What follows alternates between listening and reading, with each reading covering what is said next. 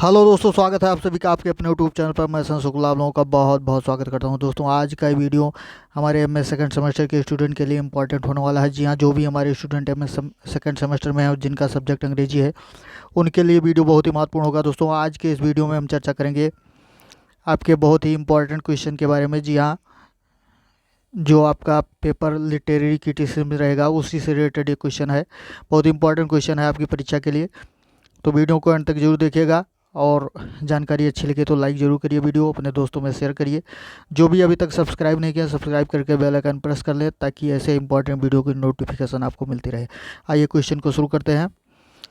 देखते हैं कि क्या क्वेश्चन है कि write a note on Dryden as the father of English criticism. यानी ड्राइडन साहब को, जो कि ड्राइडन आप जानते हैं, जॉन ड्राइडन बहुत ही इंपॉर्टेंट राइटर हैं, इनको फादर ऑफ इंग्लिश क्रिटिसिज्म यानी अंग्रेजी आलोचना का इनको फादर कहा जाता है। इस बात पर आपको क्या करना है, एक नोट लिखना है, लेख लिखना है।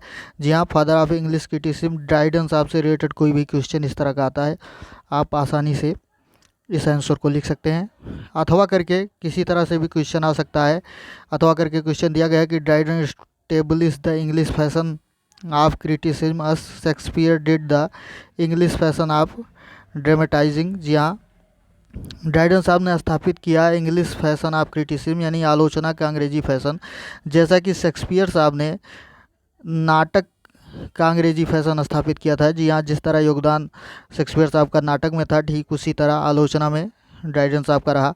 द फैशन ऑफ एमिंग जो the fashion of aiming at delight at truth यानी प्रसन्नता, सत्य, जस्टिस, न्याय, नेचर, प्रकृति, पोएट्री, काव्य and letting away the rules take care of themselves discuss. यानी जो सत्य, न्याय और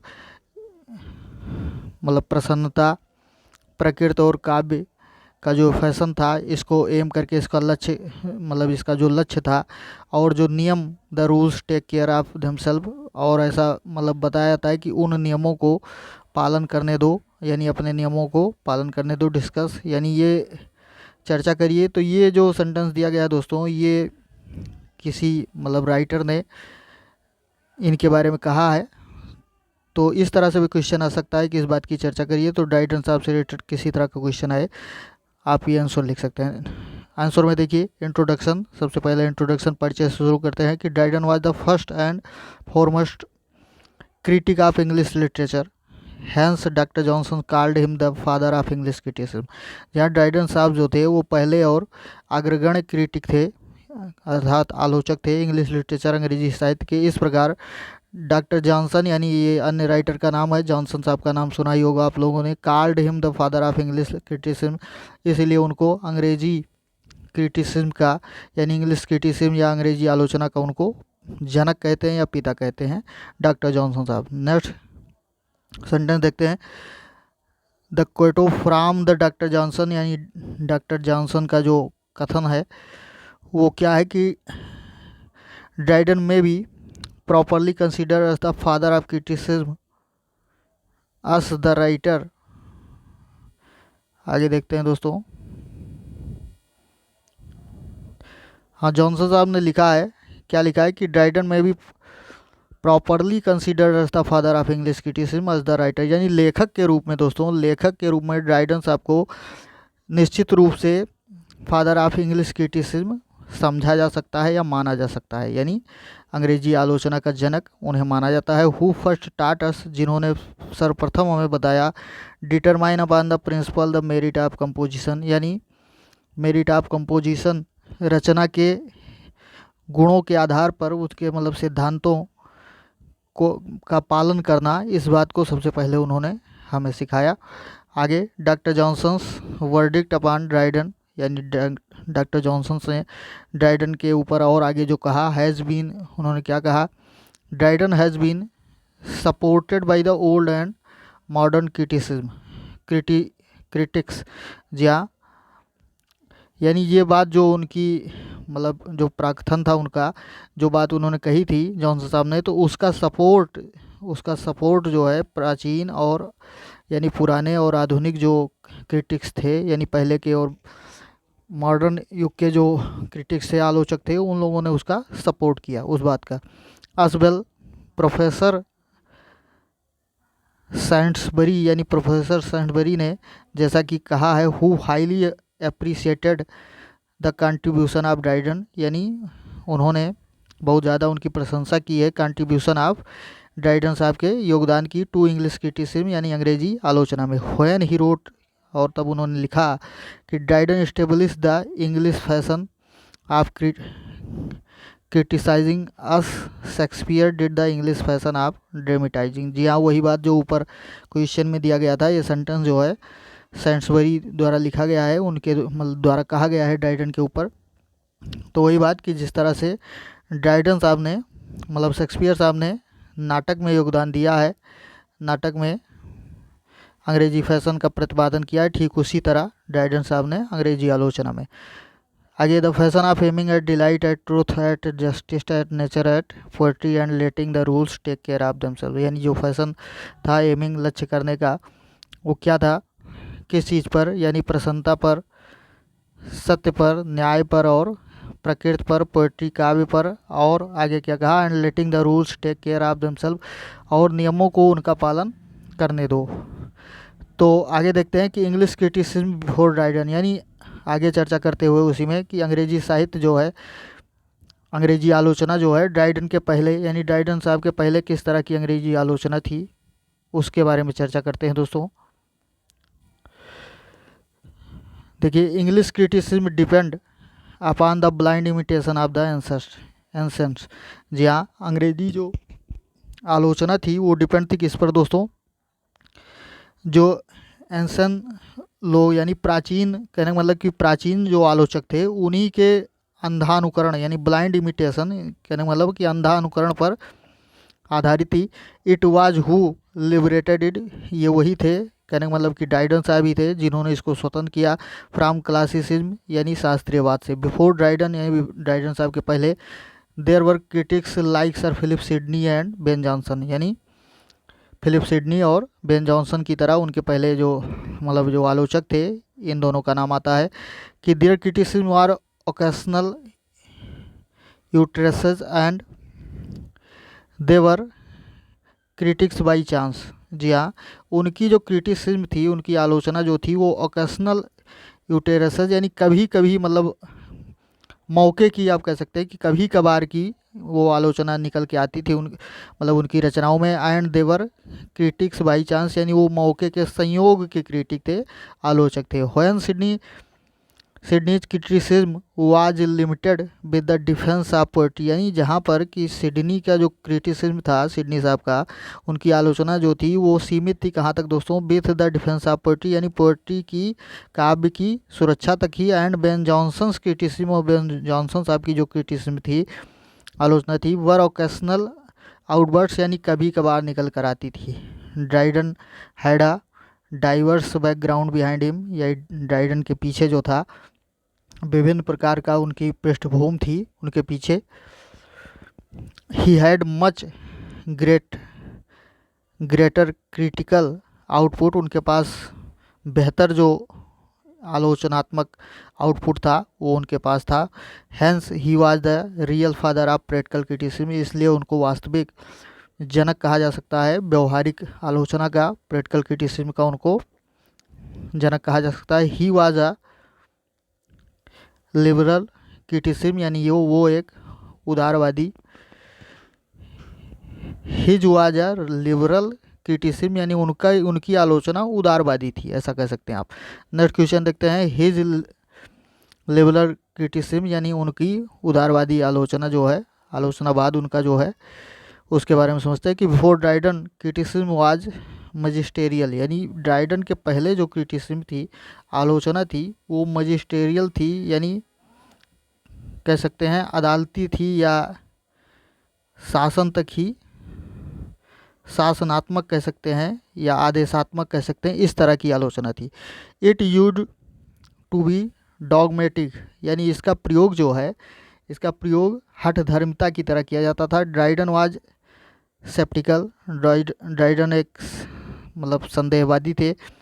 he does not lay down the rules, यानी उन्होंने नियम नहीं बनाए। ही डिस्कवर्ड द रूल्स, उन्होंने नियमों की क्या किया, खोज किया। फॉर हिज गाइडेंस, अपने निर्देशन के लिए। सो दैट, ताकि the praise might be written and the praise written may be judgeable, यानी प्रशंसा लिखी जा सके और लिखी गई प्रशंसा की जो है मे बी जजबल, यानी उसकी ठीक से अच्छी तरह से समीक्षा की जा सके, यानी ऐसा उन्होंने किया। आगे, the subtle tone of his criticism is but a reflection of his personality, यानी जो स्वर है उनकी, जो सूक्ष्म स्वर उनकी क्रिटिसिज्म का है, उनकी आलोचना का है, वो क्या है, रिफ्लेक्शन ऑफ हिज पर्सनालिटी, यानी उनके व्यक्तित्व का क्या है, रिफ्लेक्शन है, यानी हिंदी में प्रतिबिंब कह सकते हैं आप, प्रतिबिंब है।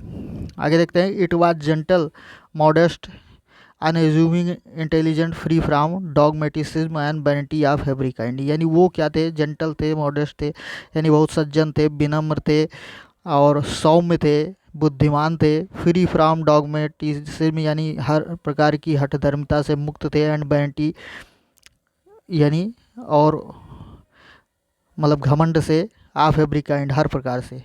आगे देखते हैं, Dryden according to Scott James, यानी ड्राइडन साहब के बारे में स्कॉट जेम्स साहब के अनुसार क्या है, clears the ground for himself, यानी ड्राइडन साहब ने क्या किया कि clears the ground for himself, अपने लिए ज़मीन को साफ किया। कहने का मतलब कि रचना के लिए ज़मीन तलाशी। By brushing away all the arbitrary rules, यानी जो मनमाने रूल्स थे उनको अलग करके, उनको मतलब दूर हटा करके, ब्रशिंग अवे एंड बाउंड्स, यानी जो मनमाने रूल्स थे एंड जो सीमाएं थीं उनको हटा करके, upon the freedom of composition and thought, यानी फ्रीडम ऑफ कंपोजिशन, रचना और विचार की स्वतंत्रता के आधार पर ऐसा किया उन्होंने। आगे देखते हैं कि ड्राइडेंस ओरिजिनलिटी, यानी ड्राइडेंस की जो ओरिजिनलिटी है उसके बारे में समझते हैं। Dryden was a original genius, यानी वास्तविक वो जीनियस थे, बुद्धिमान थे।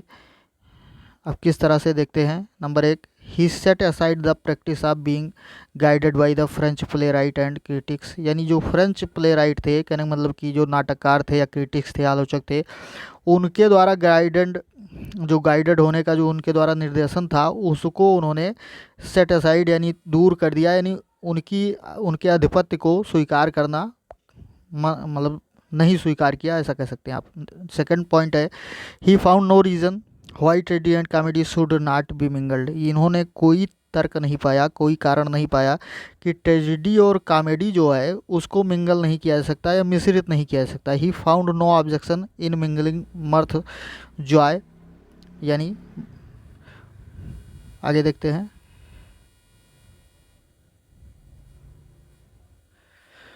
ही फाउंड नो ऑब्जेक्शन, उन्हें कोई ऑब्जेक्शन नहीं उन्हें मिला। इन मिंगलिंग मर्थ, कहने का मतलब कि जॉय इन सीरियस प्लॉट, यानी सीरियस प्लॉट में, गंभीर कथानक में उन्हें जॉय, प्रसन्नता को मिंगल करने का कोई विशेष ऑब्जेक्शन नहीं मिला। आगे देखते हैं, थर्ड पॉइंट है, he also refuse to agree with the French contention of the single plot system, यानी जो सिंगल कथानक का जो सिस्टम था, तरीका था रचना में, फ्रेंच के अनुसार, मतलब फ्रांसीसियों के अनुसार, उसको उन्होंने क्या किया, रिफ्यूज कर दिया, मना कर दिया उस बात को सहमत होने के लिए, यानी इससे सहमत होने के लिए उन्होंने मना कर दिया। He supported the introduction of the support in literature, उन्होंने क्या किया, इंट्रोडक्शन ऑफ द सपोर्ट, यानी जो परिचय का उन्होंने सपोर्ट किया साहित्य में। 4 पॉइंट है, चौथा number, Dryden was bold enough to refuse the blind imitation of Aristotle, यानी अरस्तु, अस ही टोल्ड, यानी यहाँ देखते चलते हैं कि ड्राइडन वाज बोल्ड इनफ, इतने बहादुर, इतने भी मतलब साहसी थे कह सकते हैं आप, कि टू रिफ्यूज, कि उन्होंने मना कर दिया, द ब्लाइंड इमिटेशन, यानी अंधा अनुकरण ऑफ अरस्तु, यानी अरस्तु का जो मतलब क्रिटिसिज्म पर विचार था उसका अंधा अनुकरण करना उन्होंने मना कर दिया। ऐसी टोल्ड, जैसा कि उन्होंने कहा कि that it is not enough, ये पर्याप्त नहीं है, दैट अरस्तु हैज़ सैड, कि जितना अरस्तु ने कहा उतना पर्याप्त नहीं है। सो फार अरस्तु drew his models of tragedy from Sophocles and Euripides, यानी इतना पर्याप्त नहीं है अरस्तु साहब के द्वारा कहा गया, चूँकि उन्होंने अपना जो ट्रेडी का मॉडल था, ट्रेडी का मॉडल साहब, ट्रेडी यानी त्रासदी लिखने का जो उनका मॉडल था, उन्होंने सोफोकल्स और यूरिपिडीज से लिया था। यानी ये प्राचीन राइटर हैं दोस्तों। तो ऐसा ड्राइडन साहब ने अरस्तु के बारे में कहा। आगे देखते हैं।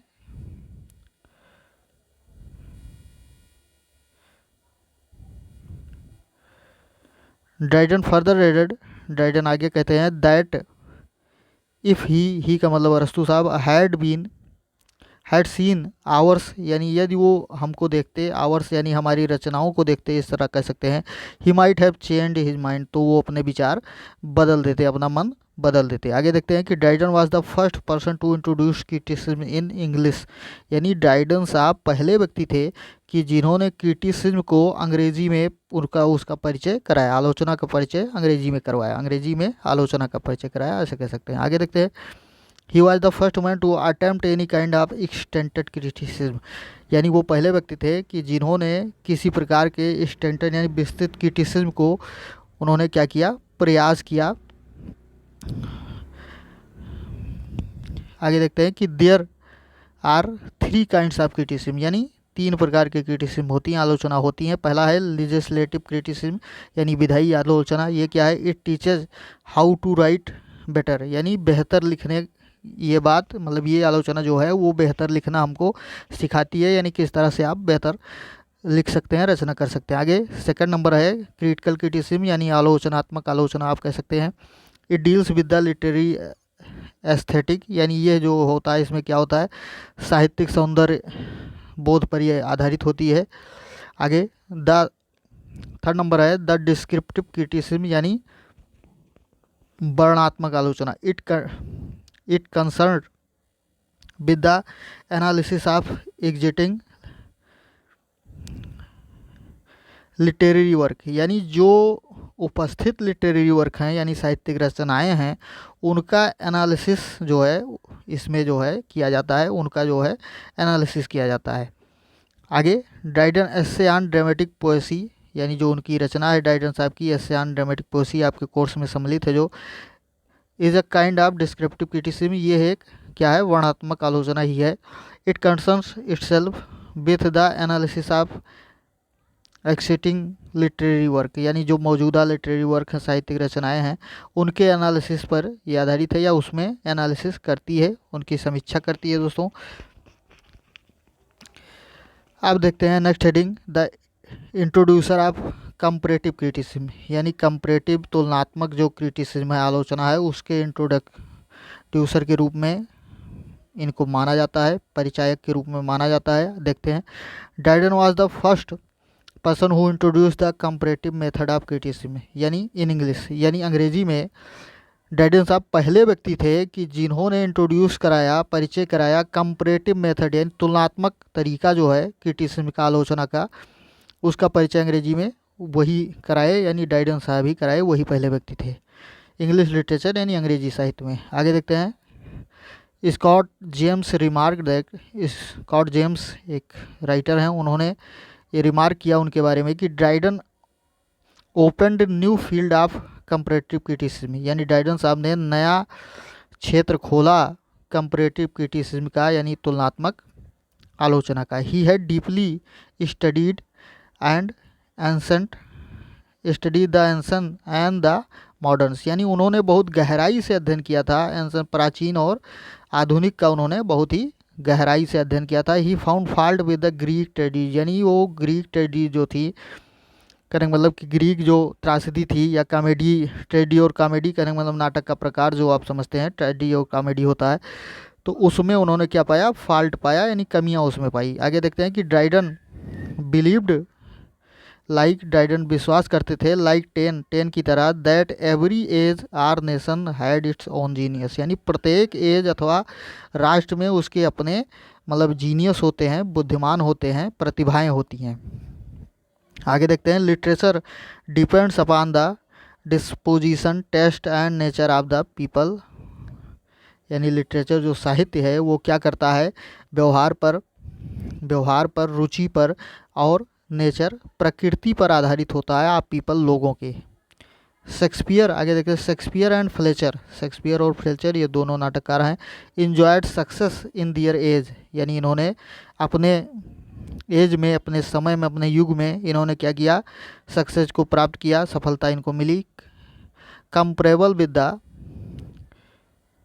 Comparable with that of Sophocles and Euripides, यानी यूरिपिडीज और सोफोकल्स की तुलना में इनको अपने समय में बहुत ज़्यादा सफलता मिली, ऐसे कह सकते हैं। आगे देखते हैं, Dryden points out that, Dryden ये बात बताते हैं, क्या बताते हैं दोस्तों, one reason of the success, यानी एक कारण बताते हैं सक्सेस का, सफलता का। इन आवर ओपिनियन, अपने विचार में, हमारे विचार में, इज़ दैट शेक्सपियर, कि शेक्सपियर एंड फ्लेचर जो हैं owed to the genius and nature in which they lived, यानी शेक्सपियर और फ्लेचर साहब ने जो लिखा, उन्होंने उस प्रतिभा और प्रकृति के बारे में लिखा कि जिसमें वो रहते थे। शेक्सपियर साहब के बारे में और फ्लेचर के बारे में ड्राइडन साहब ये बताते हैं कि उनकी सफलता के कारण ये है कि उन्होंने वो चीज़ें लिखी, उसके बारे में, ऐसी प्रकृति और प्रतिभा के बारे में लिखा कि जिसमें वो रहते थे। Aldous nature is the same in all places, यानी यद्यप, हालांकि जो है नेचर, प्रकृति जो है, प्रकृति क्या होती है, हर जगह सेम होती है। एंड रीजन, यानी place and reason, and reason is the same, और रीजन भी सेम होता है, कारण भी, तर्क भी सेम होता है। At the climate, the age, the disposition,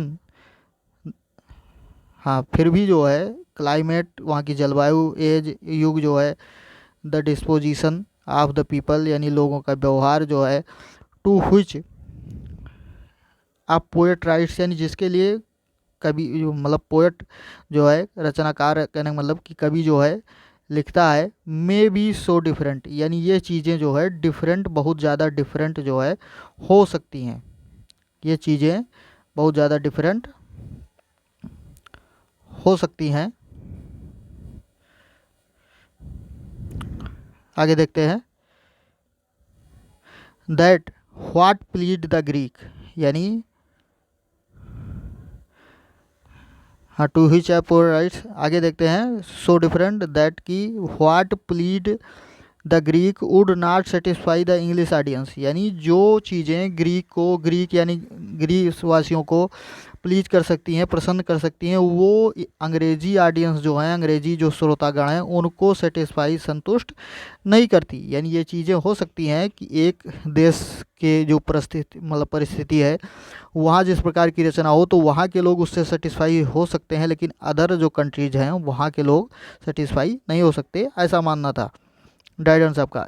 आगे देखते हैं, इन द एस्टीमेट ऑफ चौसर, यानी चौसर, ये चौसर का तर्क है, ये चौसर की गणना में ये सारी चीज़ें आई हैं, ये चौसर साहब का ऐसा मानना है कि ड्राइडन, आगे देखते हैं कि ड्राइडन वाज लिबरल इनफ, यानी इतने उदार थे, टू से दैट, ये कहने में कि देयर इज गॉड्स प्लेंटी इन चौसर, यानी उनका मानना था कि चौसर के अंदर ईश्वर की प्रचुरता है, ईश्वर की प्रचुरता है। आगे देखते हैं, चौसर फॉलोड द, चौसर दोस्तों आप जानते होंगे जोफ्री चौसर की बात हो रही है, जो कि फादर ऑफ इंग्लिश पोइट्री के नाम से जाने जाते हैं। आगे देखिए, Chaucer followed nature everywhere, Chaucer ने हर जगह प्रकृति का अनुकरण किया है। But he was never so bold as Virgil, लेकिन वो बर्जिल की तरह बोल्ड नहीं थे, बहादुर नहीं थे। This was an example of the comparative criticism, यानी ये एक कंपरेटिव क्रिटिसिज्म का एग्जाम्पल है, यानी तुलनात्मक आलोचना का एग्जाम्पल है, उदाहरण है। आगे देखते हैं कि Dryden gives another example of comparative criticism about Chaucer, यानी ड्राइडन साहब ने और भी एग्जाम्पल दिया है, और भी एग्जाम्पल दिया है, दूसरा एग्जाम्पल दिया है हाँ चौसर के बारे में, अबाउट चौसर। ड्राइडन, आगे देखते हैं, ड्राइडन कार्ल चौसर, उनको कहते हैं, चौसर साहब को क्या कहते हैं, the father of English poetry, यानी अंग्रेजी, वही बात जो अंग्रेजी के जनक के रूप में उनको जाना जाता है। अस द ग्रीक, जबकि ग्रीक वाले जो हैं, hold Homer us the father of Roman poetry, जबकि जो ग्रीस वासी हैं वो क्या मानते हैं, होमर को मतलब रोमन पोइट्री का, रोमन काव्य का जनक मानते हैं। जी हाँ, अंग्रेज़ जो हैं वो क्या मानते हैं कि चौसर को अंग्रेजी पोइट्री का जनक कहा जाता है, जबकि रोमन पोइट्री का जनक जो है होमर को कहा जाता है। तो ये दोस्तों ड्राइडन साहब के बारे में था कि उनको फादर ऑफ क्रिटिसिज्म क्यों कहा जाता है, इंग्लिश क्रिटिसिज्म का फादर क्यों कहा जाता है दोस्तों, जनक क्यों कहा जाता है। बहुत ही इंपॉर्टेंट वीडियो था दोस्तों आपके लिए। जानकारी अच्छी लगी हो तो लाइक ज़रूर करें, वीडियो को अपने दोस्तों में शेयर करें, कमेंट बॉक्स में अपने विचार टाइप करें। आज के वीडियो में इतना ही दोस्तों, मिलते हैं अगले वीडियो में। धन्यवाद, जय हिंद।